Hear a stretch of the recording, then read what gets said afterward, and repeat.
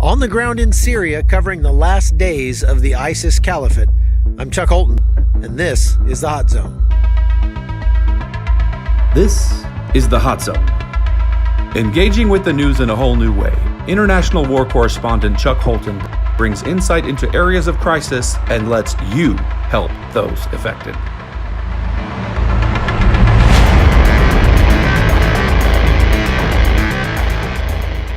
These are captured IEDs that the Syrian Defense Forces picked up that were made by ISIS. These cases were meant for lights, and they took them, they mixed up this kind of homemade plastic explosive here, very, very toxic, and packed these IEDs, these metal cases, full of this explosive, put a detonator charge in here, and all it needs now is an electrical current to set these off. You can see all these things. We're being told that in the area where the worst fighting is right now, that there are IEDs like this everywhere, that they are attached to light switches and attached to pressure plates and everything out there. They told us don't go anywhere that hasn't already been cleared because these things are very, very dangerous. Obviously, this could easily kill a man. These are a different kind of IED that's on a stake here with an explosive charge here and the electrical wire like this. And these things are probably the biggest threat out there right now to the people who are trying to clear this area, and it will eventually be a threat to the civilians who try to move back into that area once ISIS is gone. Good morning, everybody. I want to just show you a little bit around what it's like out here in southern Syria. It's just after sunup, and we're camping inside I don't know, kind of a circle of dirt berms that was pushed up by bulldozers in the advance as they were pushing ISIS out of this area maybe several weeks ago. I'm not sure how long ago it was, but not too long ago. There are just a few SDF troops sort of stationed here as a little outpost, and I'm not really supposed to show those guys, but you can see our camp back behind us. We've just kind of circled our vehicles, and they're starting to make breakfast now, and people are going for runs and doing their morning routine.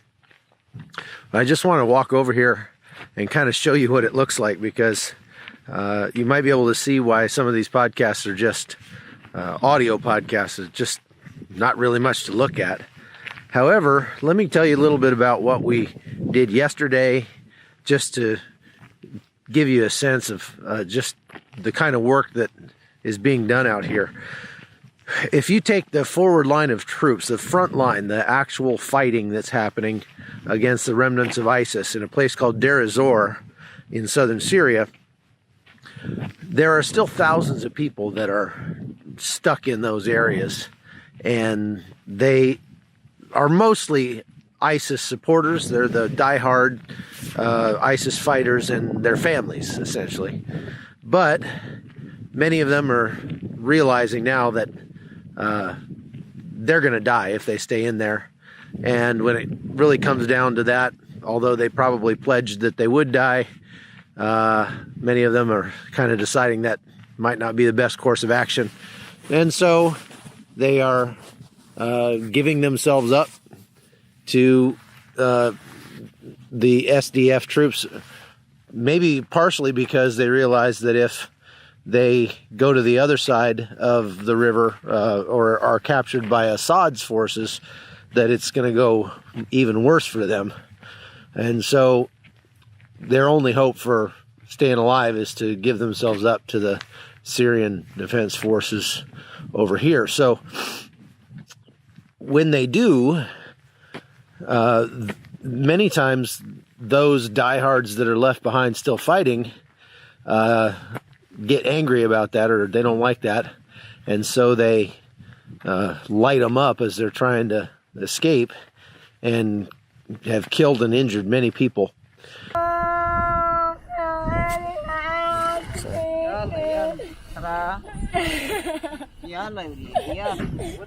So this truck arrived last night with a family that was fleeing ISIS, and they say that ISIS shot at their vehicle as they were trying to get away and really shot the vehicle up badly. Several people in the family are injured, and right here under these blankets is an 18-year-old girl who arrived last night alive, but she just passed away. She just died, and her mother and her sisters are obviously very distraught right now.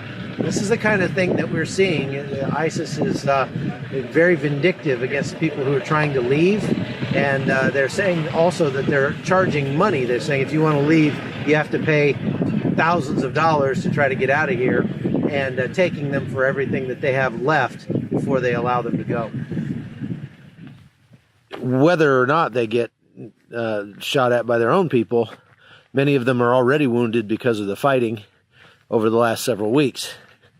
And so they have to, once they give themselves up, they're checked for explosives and that sort of thing. And then they're sent, they say, just, walk that direction maybe a mile or so until you get to a collection point. And that's where we've been for the last several days, is at that collection point, picking these people up. They come in, they're in extremely bad shape. It's hard to even describe how bad it is for them. And they show up with whatever they can carry, and they really don't have much, just blankets and stuff. There are some men who were undoubtedly ISIS fighters in the past and are now just broken men. Really broken. And the women and children that are there, lots of women and children, mostly, I would say, pretty young, although it's kind of hard to tell because they are wearing nothing but they're wearing their burqas, absolutely completely covered from head to toe, wearing black gloves, black veils, everything. The children are dirty, disheveled, exhausted, dehydrated, sick, many of them injured. And so Dave Eubanks and his crew are treating these wounded, helping them however they can. It's just really a powerful, emotionally draining experience because there are people. Yesterday, we had a young lady who died. After we got there, she was badly injured and she passed away, 19-year-old girl. And then we were there with her family as they mourned, cried and wailed. Many of them were also wounded. There was maybe a 2-year-old boy who had been shot through the abdomen. His intestines were spilling out. We were trying to treat that, help that boy. There was another boy who came in who was gravely injured, just horribly injured in many places on his body, to include he had part of his skull missing and just shot through he had shrapnel wounds in his legs, his genitals, just in really bad shape. And we knew he had to get out of there very quickly. So we tried to coordinate with U.S. troops to get some help. They were not allowed to help. They're only allowed to help with any American forces who are hurt. And then we coordinated with the SDF. They finally allowed us to put them in one of our ambulances, several of the worst cases, and drive them an hour to the nearest clinic.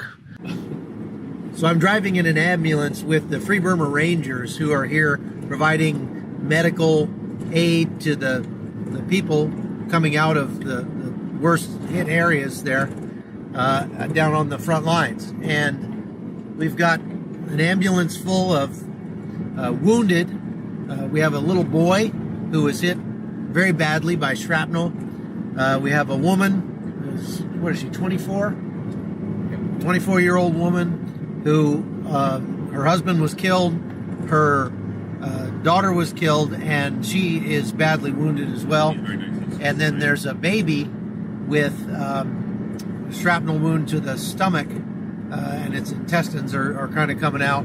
And so we're going to try to get these people to the hospital as soon as we can. And we have a FBR medic back there that's been treating them and keeping them alive this long. If it weren't for them, these people might already be dead. We might as well have not even bothered with that clinic, because when we got there, they didn't have any supplies or any doctors. And that place was absolutely like just a slaughterhouse. I mean, it was terrible. But they did have a ambulance, and they agreed to take these patients to the nearest hospital, which is another 2 hours from there. So if you think about that, there is absolutely no medical pipeline. There's no ambulance service. There's no life flight. There's nothing for civilians out here that's less than 3 or 4 hours away. And that's kind of hard to wrap your brain around, because these people are coming gravely injured, and there's just no way for them to get any medical care. And I saw some wounds yesterday that in the States would have been absolute priority stat, get these people into intensive care. And they were walking around with those wounds, having received them maybe 3 weeks ago and had no medical care whatsoever. It's kind of hard to fathom, to tell you the truth. So anyway, I just wanted to bring you up here and show you what this looks like. You can see behind me, it's absolutely nothing. There's just this flat plain as far as you can see. As I rotate around here, you'll see part of the little outpost where we're at.